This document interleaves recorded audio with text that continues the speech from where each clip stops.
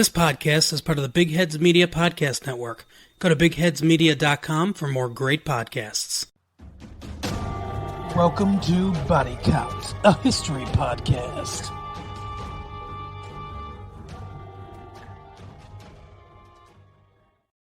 Jingle balls, jingle all the way. All right, you stocking stuffers. Today's support for Body Count Big Heads Media comes from Manscaped.com, the best in men's below-the-belt grooming. You heard me right, Manscaped. Precision tools for your family jewels. Oh, what fun it is to ride a precision Manscaped sleigh. Gentlemen, take it from me. When you're relaxing, maybe hitting the eggnog this Christmas season, that special someone doesn't want to look for your gift under an untrimmed tree. Unruly holly bushes are a thing of the past. Look no further than Manscaped's Lawnmower 2.0 with proprietary advanced skin-safe technology. This trimmer won't nick or snag your chestnuts. Nothing makes under the mistletoe more awkward than using your face trimmer downtown. Don't forget to grab Manscaped's Crop Preserver, an anti-chafing, moisturizing deodorant for your chestnuts. Means cozying up near the open fire with complete confidence. You'll be ready to sit in any lap this season. Give yourself, your friends, your family, or that special someone in your life the perfect package this holiday season. Get 20% off and free shipping with the code BIGHEADS, that's all caps, BIGHEADS at manscaped.com. Ladies, 'tis the season to stop hinting he'd trim the tree and get proactive. Treat both of you with a gift that keeps on giving the whole year round at manscaped.com. Give the perfect package this holiday season with our special code BIGHEADS for 20% off with free shipping at manscaped.com. Now, to the show. Bethany, you can't even stop from giggling. I can absolutely hear you. All right, everybody. Welcome. And we're back. I hate both of y'all. Y'all are going to let me get through the freaking intro? Oh, welcome back to Body Count. We are still in the midst of our interview series with Dr. Warren Dockter. And as you know, he just jumped right in there and introduced himself like he's at home here. This is his podcast now. He and Bethany have taken over. Causing whatever. Just so everybody knows, it is so early in the morning for Bethany and I. Oh God. It's so late in the afternoon for Warren. So he's in the mindset we are not. But when we last left off, we were talking and chitty-chatting about the Cairo Conference. So we are going to pick up our exploration of Churchill and Islam right there. Oh God. That was the most underwhelming introduction. I'm slightly disappointed in you, Jessica. I thought you did a great job, Jessica. Well, thank you. Thank you. Since our Warren, viewer or our stop listener, sucking up her ass, okay? Get out of her asshole, okay? Just shut up, Bethany. Shut up. I am so not in the mood for you already this morning. We You'll don't get over gel well in the morning. We have to take like a 2-hour conversation to get up and do this in the morning. Yeah, we normally do, and a lot of alcohol. So we're behind today. But our viewers are so tired of listening to me lecture. I'm so glad Warren's back because they're apparently so in love with you, sir. Well, and I'm in love with them, all of them. Oh, look at you. I'm very excited to be here. Already brown nosing. Oh yeah, God, no, and I'm great at it. I can kiss an ass like nobody's seen. I mean, like I've got. You just kissed Jessica's hardcore, okay? So yeah, I can see you're a pro. Oh, Bethany, you're just What about mine? Right, what about mine? Somebody kissed my ass, damn it. Well, you're magical. You're special. You're a unicorn among humans. Okay. Cool. Thanks, Jessica. Wow. I just got outclassed here, I think. I think you did a little bit. Yeah. No, 100%. I'm in awe of that. Well, I'm here every week. What can I say? I mean, it was fake. I know it was fake and it wasn't true. She just did it to make me feel better. So I'll take it, though. Did it work? Yeah. Yeah, it worked. I know it's fake, but I'll take it. I've known Bethany for a decade plus. I know exactly how I need to butter that toast, if you will. The last time this is going to be a really interesting session. You didn't just butter my toast. You sprinkled some hot cinnamon on there too. I'm ready for it. You bet. You bet I did, I can't even keep up with these euphemisms. Jesus Christ.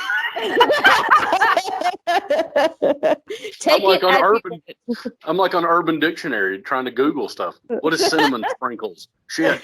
I don't know what's happening. She just added some zing to myself. What you're experiencing, Warren, is the point at which we start to get buzzed enough to podcast. That's what I like. I'm excited.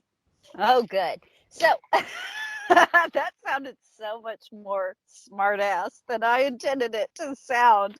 Sometimes I'm like sarcastable. I don't even know when I'm being a smart-ass anymore. Because I really did mean that. Oh, good. So last time that we spoke with you, we left off at the Cairo Conference. So, because we are exploring Churchill and Islam, are you ready to dive in post-Cairo Take it away. Conference? Take it away. I am ready. So I'll recap what happened at the Cairo Conference real quick, and then we'll move on from it. So, essentially, they met in March 1921. Churchill and what the historian Christopher Catherwood described as his 40 thieves, which included people like Gertrude Bell and the famous T.E. Lawrence, or Lawrence of Arabia, and carved up the Middle East that we've come to know and love today. Thanks very much for this. There were a lot of wins.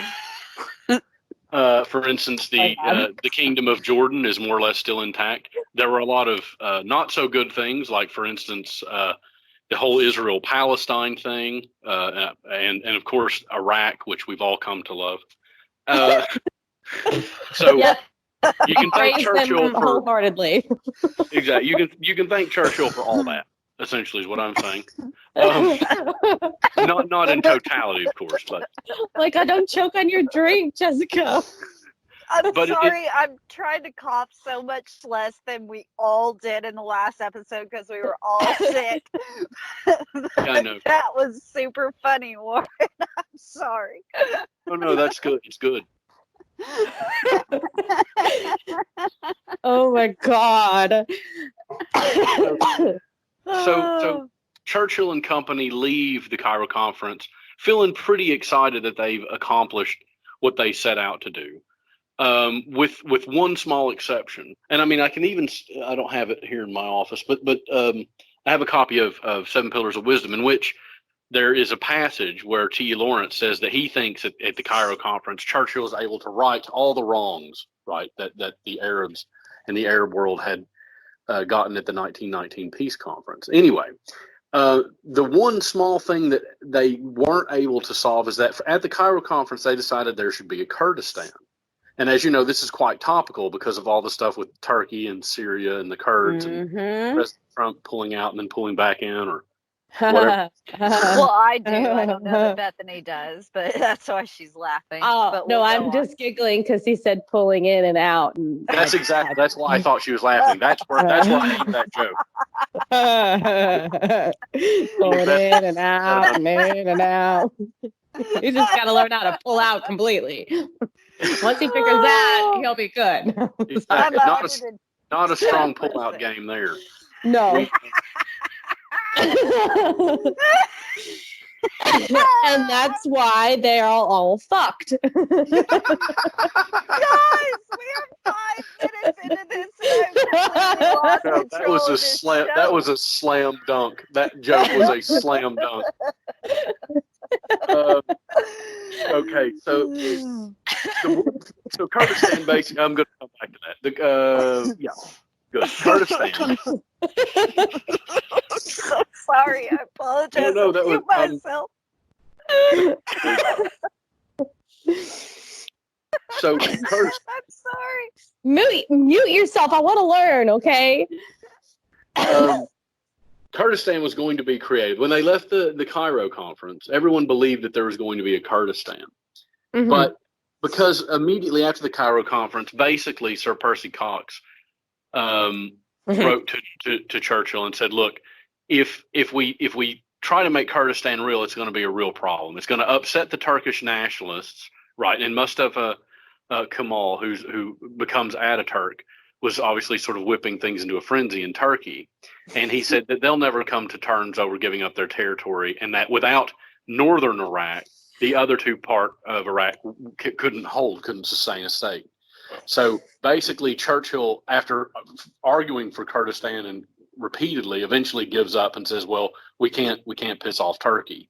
So kind of acquiesces on the point. And this is why Kurdistan never got put on the map, which, is led to a lot of difficulties about pulling in and out of places that we just talked about. A lot of hashtag Freddy foreshadowing there. I'm sorry, you just talked about pulling in and out, and then someone named Cox. And then how he couldn't come there. You lost me. You know what? You lost me in my mind. My mind has completely gone wrong. Good. Okay. But again, I think that speaks to, if you ever wonder when you watch the television what all the problem is, there begins the beginning and end of all of our problems.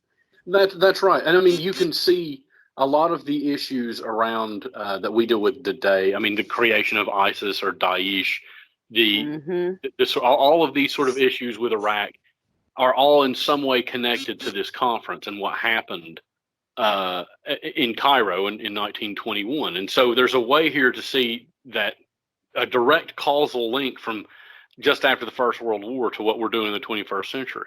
And it's remarkable, I think. So, what were Britain's problems in the Middle East sort of somehow mysteriously became Americans' problems in the Middle East, sort of around 1956. But the point is that these issues, right, and connecting them to what's going on today, I think is hugely important for people to know the sort of origins and where they come from, which is what my book illustrates. My book's on Amazon, by the way. And so wait, I have a question. Oh my God, I was going to plug the hell out of it at the end of this show. God, shameless plug. I love it.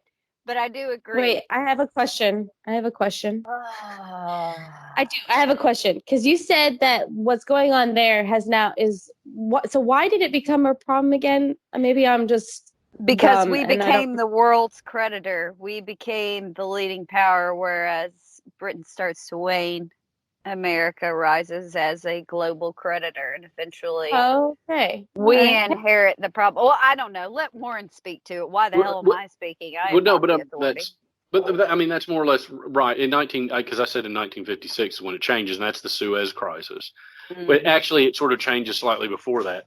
In the Truman Doctrine, in the Cold War, Britain couldn't afford to keep up the Eastern Mediterranean anymore. Mm-mm. And so America said, hey, outsource. Yeah, okay. And so that sort of gave us. It was a good question. I'm sorry. It was a very good question. No, it was a great question. I was expecting it to be about Percy Cox. No. I learned my lesson, damn it, okay? Oh. I hate you both now. I hate you both.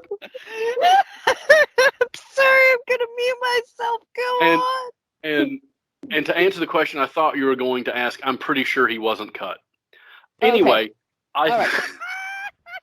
Those are the best. Oh, I'm sorry. I played blue. I played blue, guys. I'm sorry.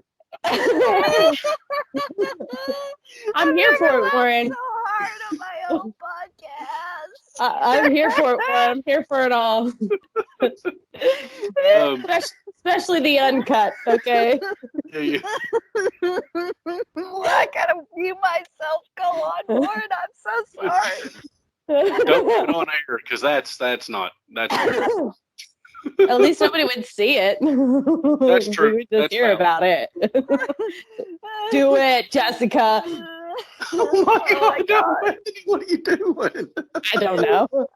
Egging it on. No. I completely lost control of my own podcast. And So, we're You're not that welcome. far into this. My God. We're definitely never getting. I mean, let's try to get up to the Second World War. That's what I'm really hoping for. Let's just get to the Second World War. That's why I chuckled in the beginning before we started recording. Ambitious. You know what? But I'd love to come. I mean, I'm seriously. I love this. So good. Well, we always want you. You don't get a choice. So you don't get a choice. That's probably why we're dragging it out. Come back. Oh, I will. You haven't heard the last of me. They're gonna hate me in editing. They're gonna hate me, you guys. Okay, go on. So the next sort of major thing I think that crops up. Well, two things really. One is after the Cairo Conference, understandably, because Churchill had sort of created a national home, embraced the Balfour Declaration, and endorsed a national home. And I think we talked about this a little bit about this last time, where he created a Jewish national home in Palestine. And the sort of argument then became, well, how many immigrants, how many Jewish immigrants can go to Palestine? And Churchill's 1922 white paper recommended up to the economic absorptive capacity, but never defined what that meant. Right. I remember that. Yeah, so this creates a huge problem, obviously, if you're Palestinian and there's an influx of Jewish immigration to build a national home. So we did talk about that last time. But it's like a flood. It's like a flood of people, and like, what do you do with them? Where do you put them? Like, and when does it stop? Because it's like never ending. That's right. And I mean, you have to understand, and this is weird to talk about today, but I think it is worth reiterating this point because I said it last time. According to Churchill, he's listening to his experts, T.E. Lawrence. He's listening to King, to Faisal and Abdullah and King, the King of Mecca, or who declared himself king of the Sharif of Mecca. That they want the Jewish people to be there, that they're going to be cousins, they're all going to work together, everybody's going to have a good time. And in those days, that sort of antagonism between Jewish people and kind of Arabs or Palestinians didn't exist. And you have to remember, they lived peacefully together under Ottoman rule for nearly 500 years. So it was thought in those days that this wouldn't be that big of a deal, basically. And obviously, oops, they fucked that one up. Well, when you force people together, then you're going to obviously have a problem. Not necessarily that, but also when you have this huge vacuum of power that's about to exist. I would argue. This is exactly the point, and this is what I wanted to come on to, is that so the Ottoman Empire is now collapsed. And in obviously Britain and France are sort of filling that void. And that was for you, Bethany. And hey, everybody loves filling that void. Okay, who doesn't? Hello. And so France is controlling Syria, and Britain's controlling sort of Palestine and Jordan and Iraq, but Turkey's obviously still reeling from the loss of the Ottoman Empire. So and Britain got screwed over. They absolutely did. And even Churchill says this later in his history of the First World War in the final volume. He said that the things were so, at the Treaty of Sèvres was so sort of harshly designed against Turkey that the concept of good had changed sides. And so that essentially, like at Versailles, that they pushed too hard on Germany, they pushed very hard on the Ottoman Empire or Turkey as well. And as a result, Britain occupied large parts of Anatolia along with Greece. And of course, if you're Turkish and you're being occupied by Greece, that's kind of a big fuck you. And so they were very upset about that. Middle finger to the, Exactly, like, to the Ottomans, who had ruled Greece for 200 years, right? So there's obviously a lot of bad blood there. And to make a long story short, what happens is there's a sort of government in Istanbul that basically Mustafa Kemal and other sort of leaders say, look, we don't recognize their authority. We're going to build a new capital in what is present day Ankara, and we're going to take back Turkey and make Turkey for ourselves. And in doing that, they decide that they're going to march down to Çanakkale, which is just kind of near the Dardanelles. And kind of near Istanbul. It's sort of going that way. And Churchill then says, well, hey, look, this is a problem because at this point he's Secretary for the State of Colonies, and he gets with Lloyd George, and Lloyd George is a famous Grecophile. He absolutely loves, or Hellenophile, I should say. He loves everything about Greek culture. He hates Turkish culture.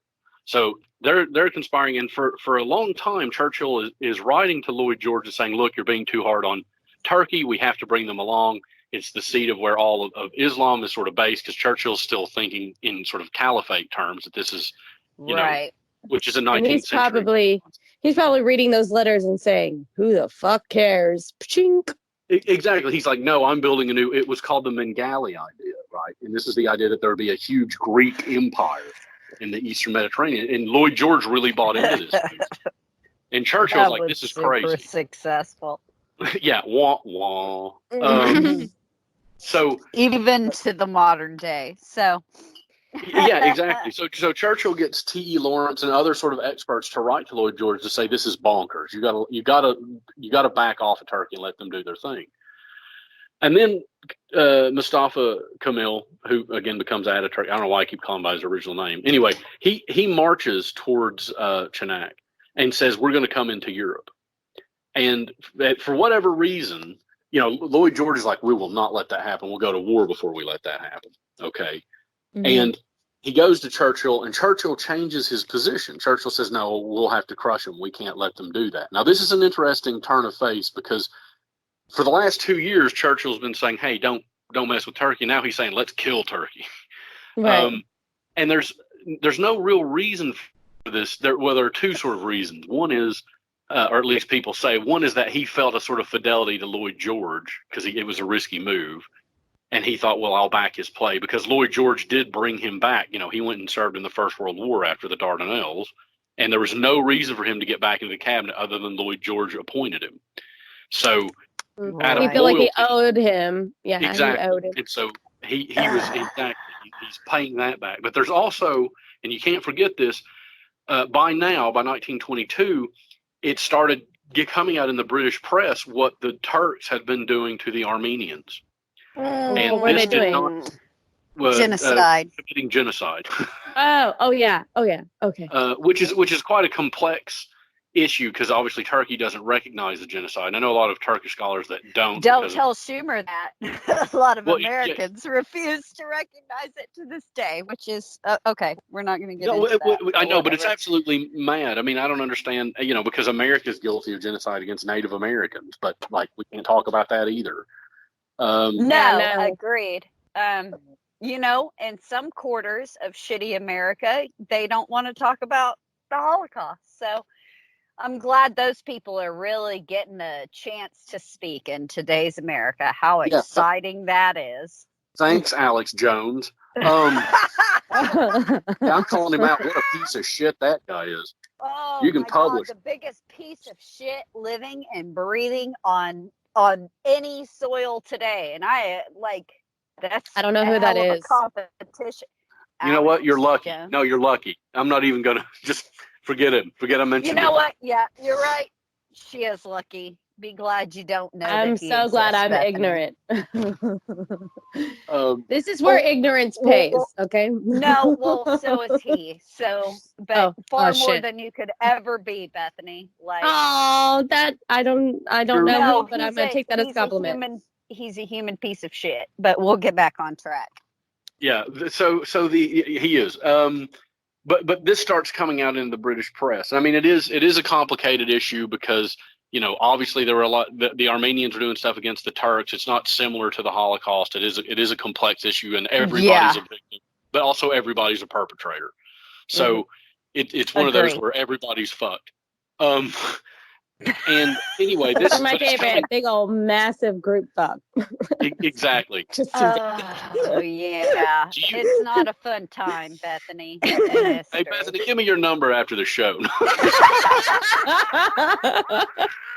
I got you, Doctor. All right. No, so I'm sorry. I gotta mute myself again. You too. I'm freaking crying now.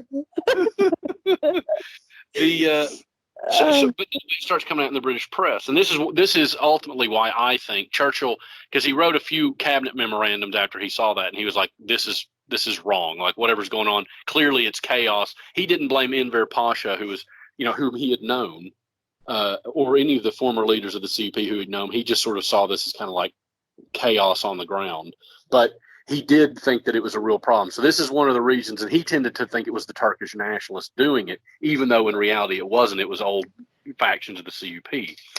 Why did he think that, though? Why did he think that it was then? Was it just because he was getting misinformation, or? I think, well, to a degree, yes, because a lot of the intelligence cables coming in were written from the sort of Lloyd George Greek perspective.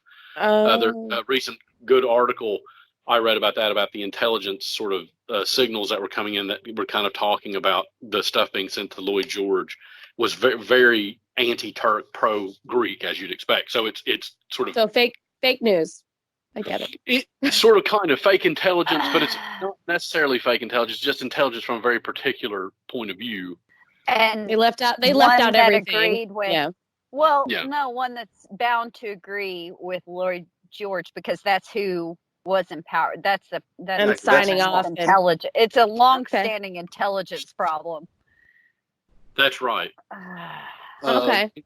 So what happens then is Churchill and Lloyd George get together and they say, okay, if you cross into Europe, we're going to go to war with you. And everybody in the Empire and the Commonwealth, they're going to go to war with you too. And they send this letter to the press and they put it out globally. Except they didn't get permission from anyone anywhere in the Commonwealth or the Empire to do this.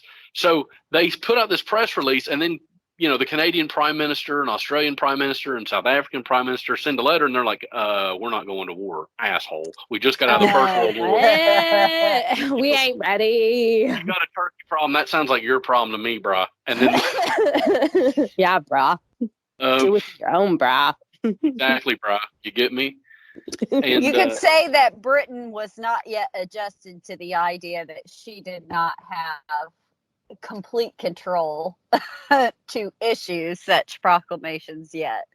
No, I think you're absolutely right. And I mean, I think, and really it didn't. So in the Second World War, Churchill always brought people from the Commonwealth along. This is a learning point for Churchill. Right. When he's prime minister in the Second World War, he makes sure that Jan Smuts is there and Mackenzie King and, all the people from Commonwealth countries to bring them along in the experience. Because in this instance, he and Lloyd George didn't, because they assumed that they had the authority to do this, and they didn't. It created a real, I'm going to say, constitutional crisis inside the sort of imperial Commonwealth, even though they didn't have a constitution per se. And so as a result, this completely destroyed Lloyd George's authority, and there was a crisis of confidence, and the Conservative Party met, and basically, and not just the Conservative Party, but the Liberal Party, they all met, and they basically decided to throw Churchill and Lloyd George out.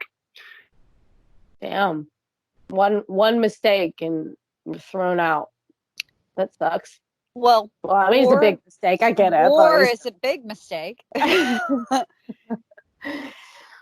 I mean, at least Churchill seems to be learning from his mistakes. Hey, he's learning from history. What? You don't see that very often. No, agreed. Very much agreed. Yeah. And that's absolutely right. This was a learning moment for Churchill.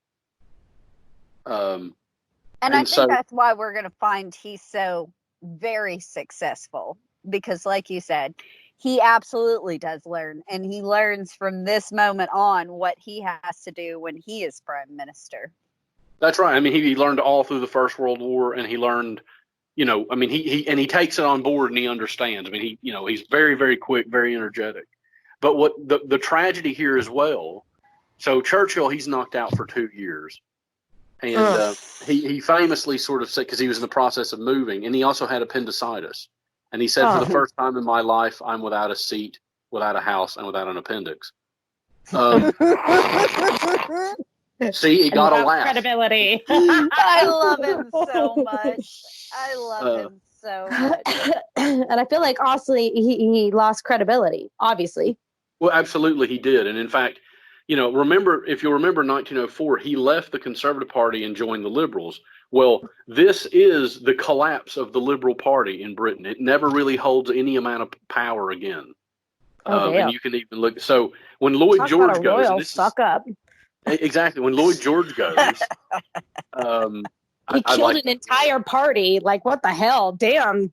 Yeah, they had to merge with the Social Democrats and are now the Lib Dems. Yep. Damn. That's some intense shit. Yeah, exactly. I mean, this is big, and Lloyd George never held another elected office ever. This was the end of the road for him. Well, he kind of had it coming. So that's true. We all got it coming, kid.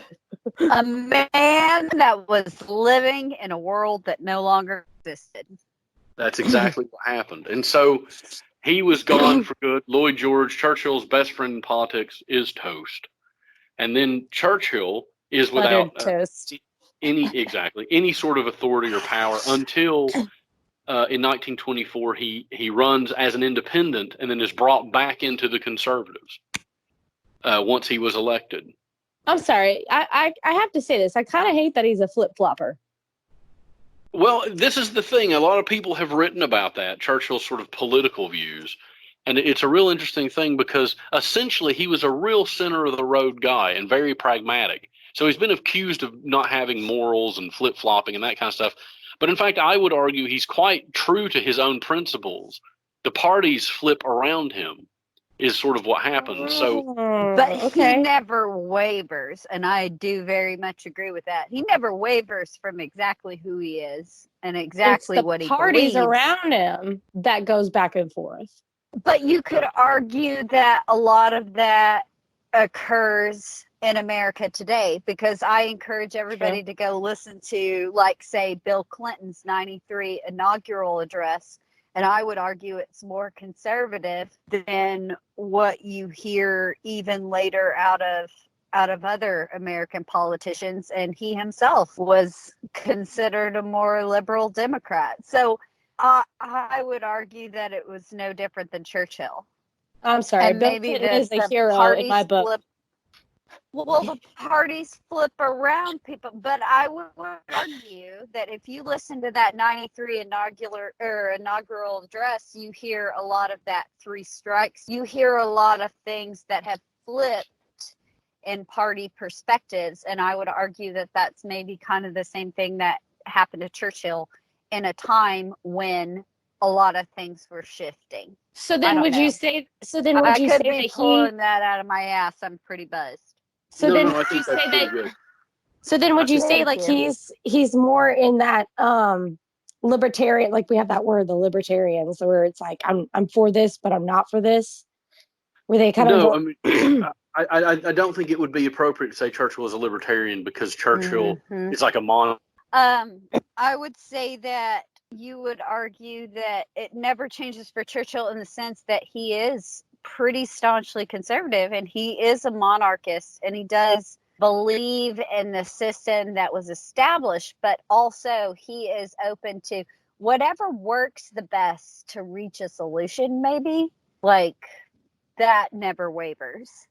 Okay, because I just was curious because it was like one second he's over here, 1 second he's over there, but I guess I was trying to find a modern word that I understood. Really. I was just trying to find a modern word that made me understand where he was kind of at in the life. You know, I know he's not a libertarian. I'm just trying to say like that's a word that I understand in today's. No, I totally get where you were going with it, Bethany. But he is very much in that. He's a staunch monarchist. He's pretty much a staunch conservative, I guess you could say.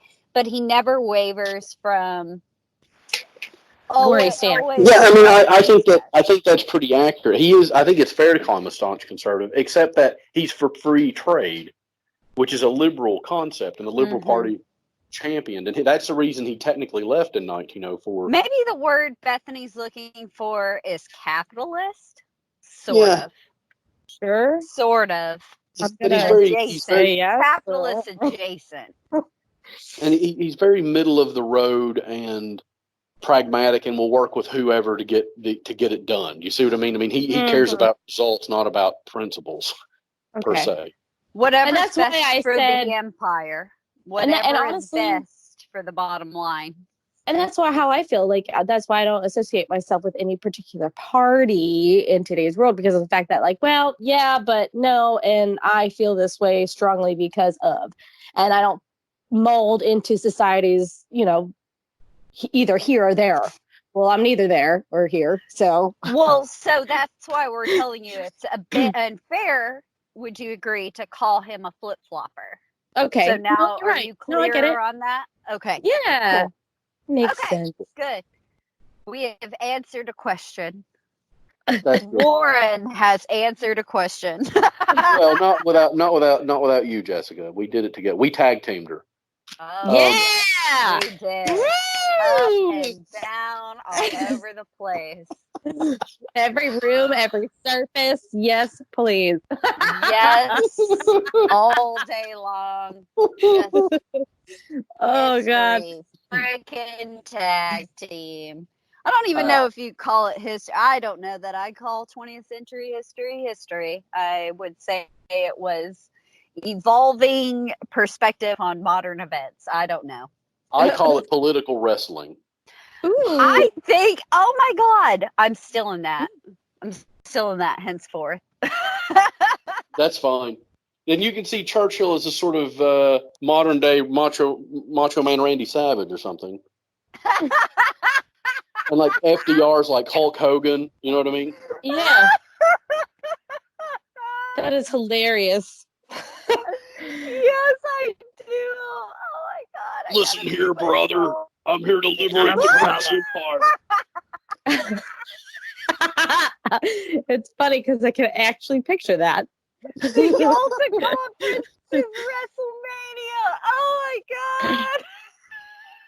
Does that make Stalin Andre the Giant? I don't know. I don't know. What I can tell you is there's definitely a PhD thesis in this idea somewhere for somebody. You better write it. For somebody. Write another book about it, Warren. Come on, another book about it. The wrestling World War II version. I mean, that would be hysterical, genuinely. Yeah, would it? I also love Bethany's perception of how easy it is to write a book. Yeah, I just sit down and write it. Tell them. We've already got the thesis statement and at least some topics to discuss. It should be an easy book. Make it a children's book. There you go. There'll be lots of coloring. Yay! Coloring pages for me. Yay! Because footnotes are super easy for coloring. That's a book I can get into. Warren, if you can put together a history color by number for Bethany, I will absolutely die. I would learn so much. That's genuinely a good idea. Oh my God, I'm crying. So then we'll get through, because I'm sort of running out of time for today. So this is going to turn into maybe 4 or 5 points. It always happens on this podcast. We sincerely apologize. Don't apologize. I love this. Do. This has been the highlight good, of my Good. Okay. I feel better. So basically Churchill rejoins the Conservatives and becomes Chancellor of the Exchequer, where he holds this position up until 1929. And then under the sort of Baldwin government, this is when he sort of falls out of favor. And because, times are moving on and he's still this kind of Victorian guy, he basically becomes a backbencher, what he calls his political wilderness. So he holds a seat, he keeps getting elected, but he doesn't hold any positions of authority. He's sort of in his wilderness in the 30s.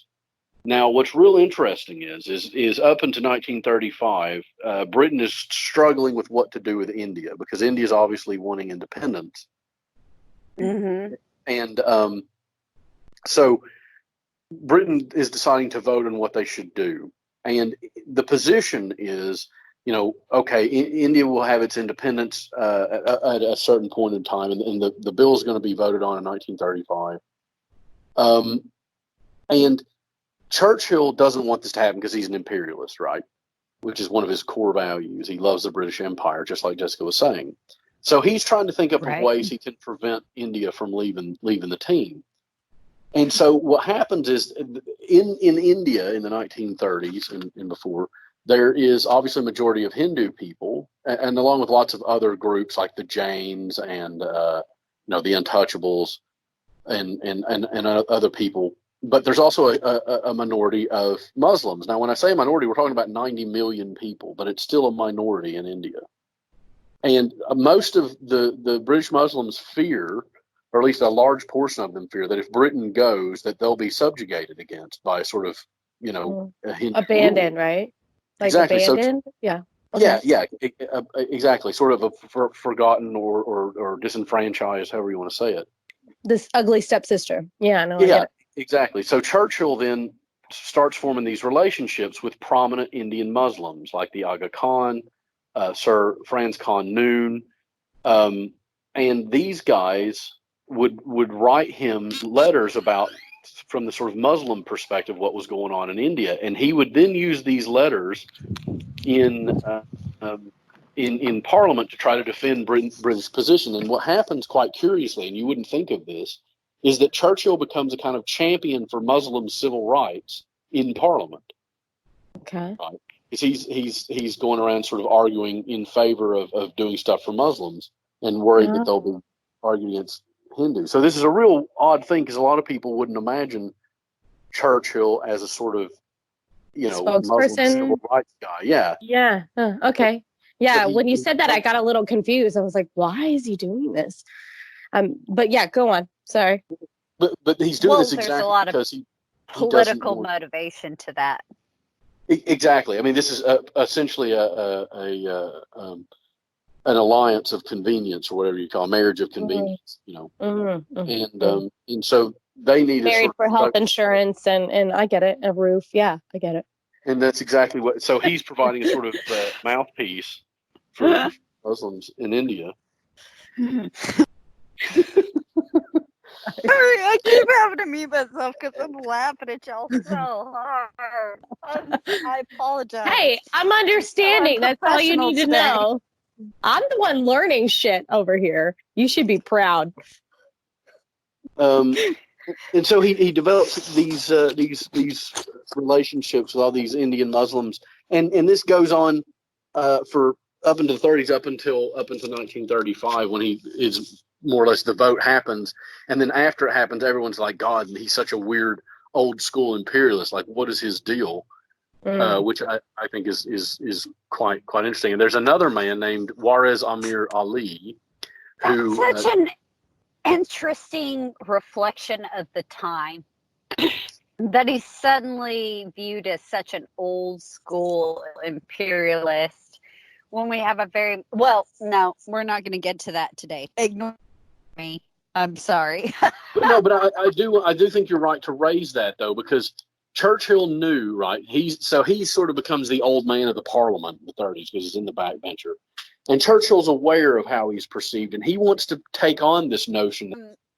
I don't know. That's why I think it's such an interesting notion that he's viewed as almost such a villain, though, Bethany, is because there's very much a shift back when we get into these imperialist sort of arguments that start to pervade the late 30s into the 40s, because we're getting ready for World War, right? And imperialism becomes an issue again. So here he is viewed as the old man of the Parliament, but it's very much going to become an issue going forward. No, he becomes a sort of arch imperialist in Parliament, and he does this intentionally because he sees the sort of fundamental, I'm going to say, kind of British imperialness in his position, right? So he takes on this kind of caricatured position.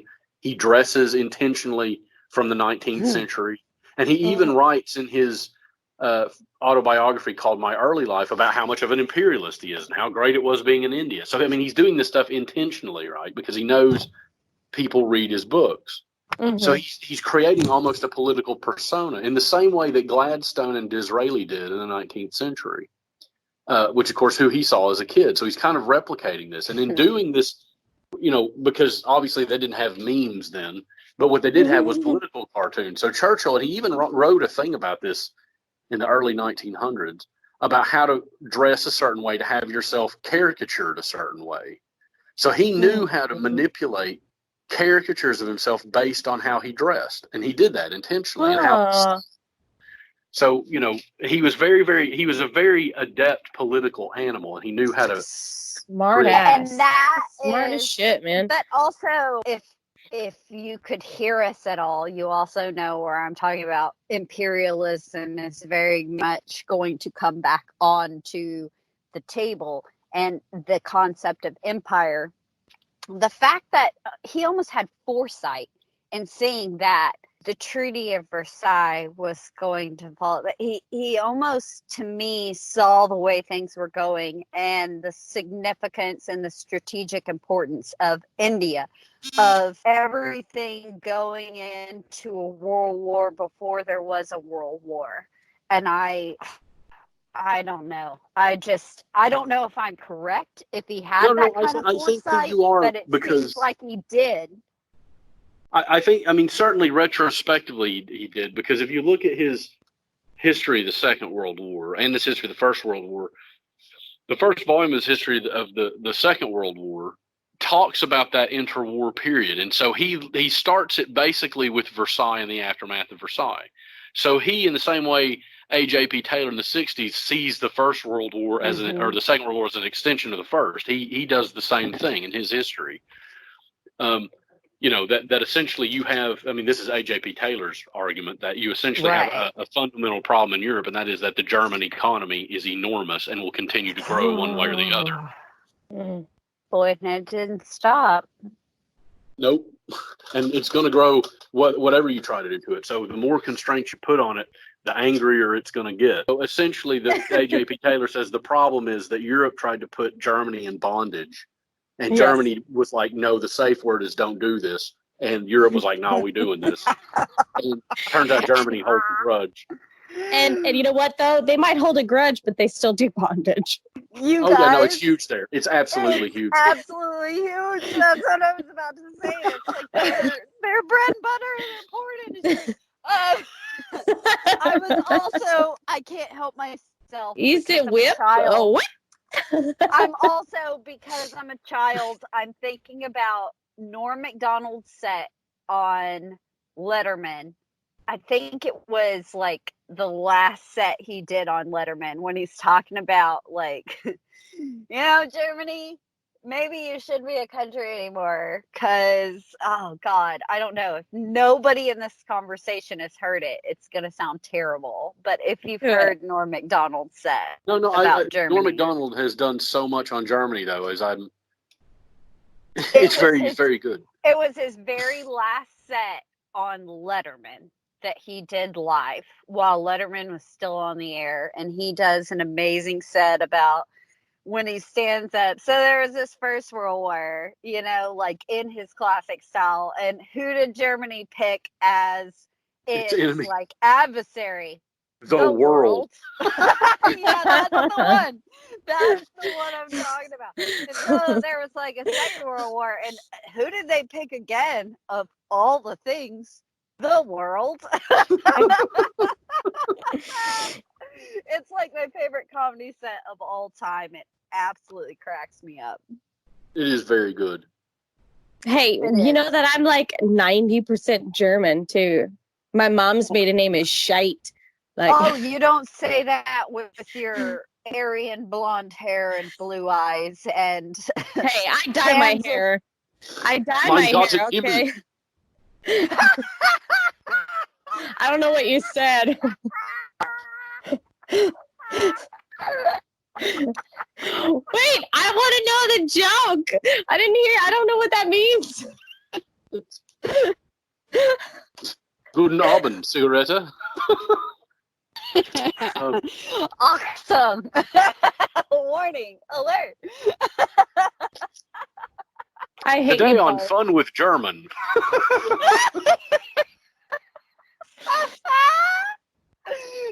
It's like the worst Sesame Street session ever. But I didn't learn anything. German. But I'm not learning anything. I learned shit on Sesame Street, but I'm not learning anything right now. I would argue you've learned a lot today, Bethany. But getting back to the topic, would you say, Warren, and I don't know, I honestly don't know, so I'm asking you, would you say that maybe he had this foresight that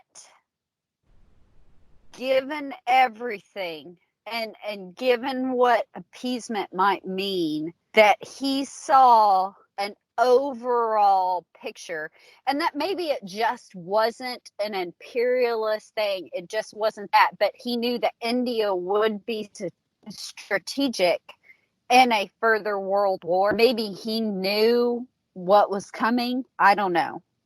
I mean, I think you can argue that, and people have argued that.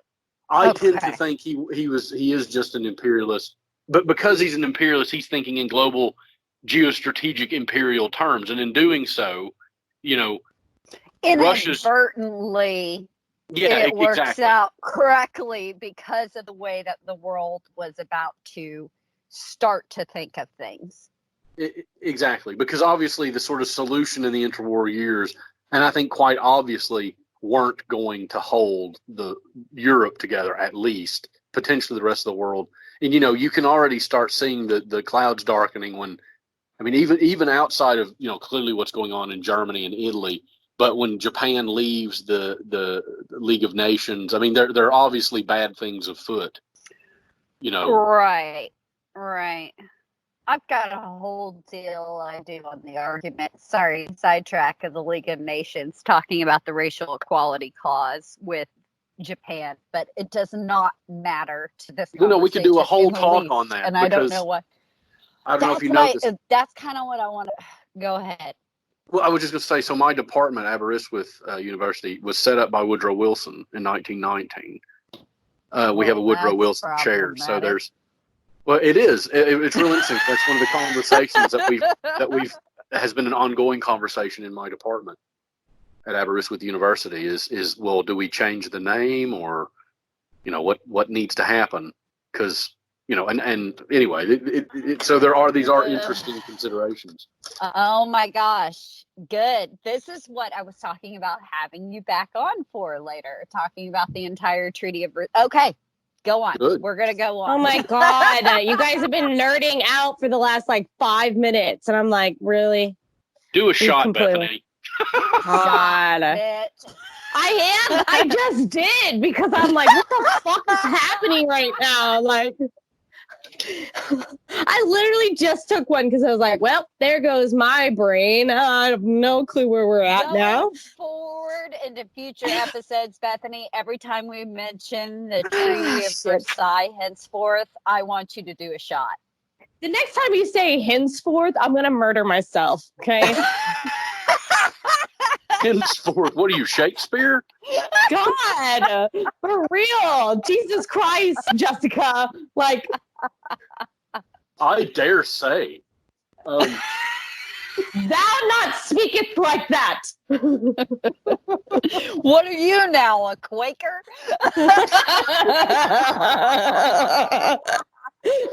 I'm gonna have to call it there, guys. I'm gonna have to bounce. Unfortunately, I'm sorry. You suck. No, I mean, just kidding. Way to treat our guests, Bethany. I just call it how I see it. No. I apologize, Warren. We are ass clowns. No. I love. Come back. No, I'm coming back. I love this. I love it. Oh, he's coming back. Oh, good. Yeah. I'm going to need that number, Bethany. I'm going to need that number, girl. Need to set up a specific date. Okay. I'll see you when you come to the States, okay? All right. Let me wrap up this goddamn podcast, you two. Guys, I'm sorry. There was a swear. There have been a lot of swears. We're not getting better about it, so I don't really apologize about that. What are you talking about? We're trying to quit cursing as much. Oh, okay.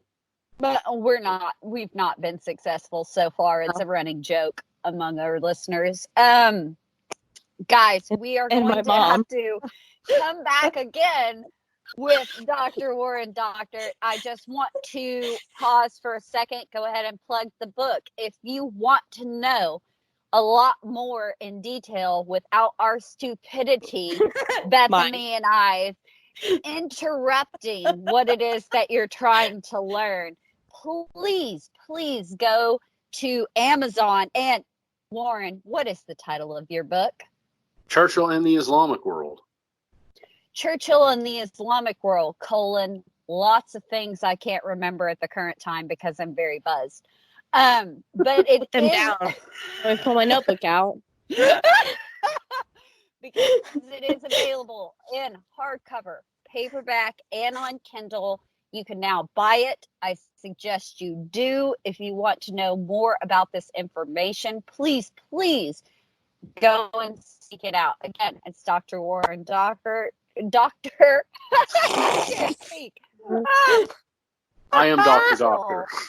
Churchill and the Islamic World. Please go buy it, guys. We are going to plug it endlessly on Twitter. Warren, where do people find you on Twitter and Instagram? Really, really quickly. So it's just at Warren Dockter, just like my name. Excellent. On both of them? On both of them, yeah. Oh, God. I have a very unusual name, it turns out.